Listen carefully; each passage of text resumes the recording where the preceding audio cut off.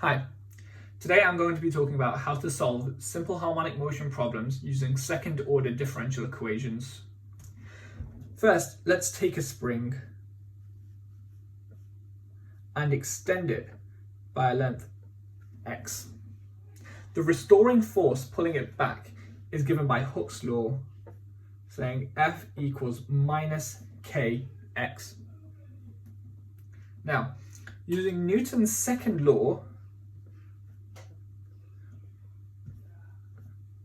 we know that the force is equal to mass times acceleration.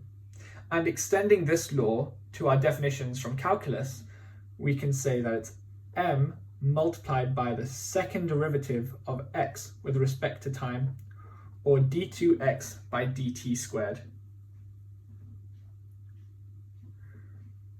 Knowing that these two are both equal to force, we can simply substitute them into each other, giving minus kx equals m dot the second derivative. Now, from now on I'm going to use dot notation because it's easier, but just remember that a dot references a derivative with respect to time. Now I'm going to rearrange this to give me x dot dot plus k over m x equals 0. And here we have a second order linear homogeneous differential equation. In order to solve this, we first must form an auxiliary equation where we form a quadratic of the same coefficients of this and find the solution to that. So I'm going to say y squared plus k over m equals 0. Now, the discriminant of this is less than 0. We know that because our answer will be y equals root k over m I plus or minus. If it's got a complex root, we know that the discriminant is less than 0.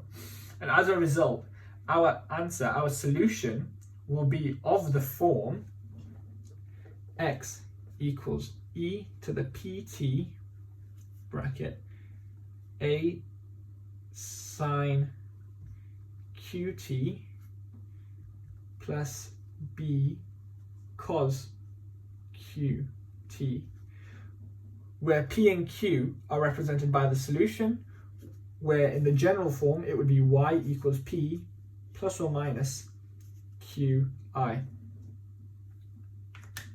Now, let me just make some space here.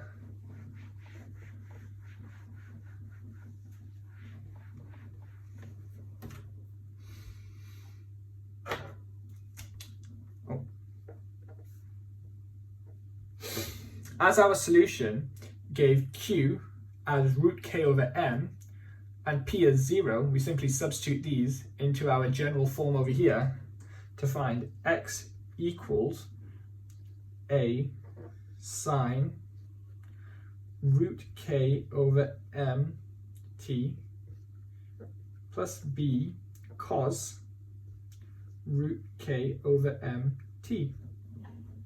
From our physics knowledge, we know that in the case of a spring, omega squared equals k over m. Therefore, omega is given by the square root of k over m. And we can see that over here, which means we can substitute to give our final solution as x equals a sine of omega t plus b cos of omega t, which would give a sinusoidal curve to represent our simple harmonic motion and the relaxation of the spring.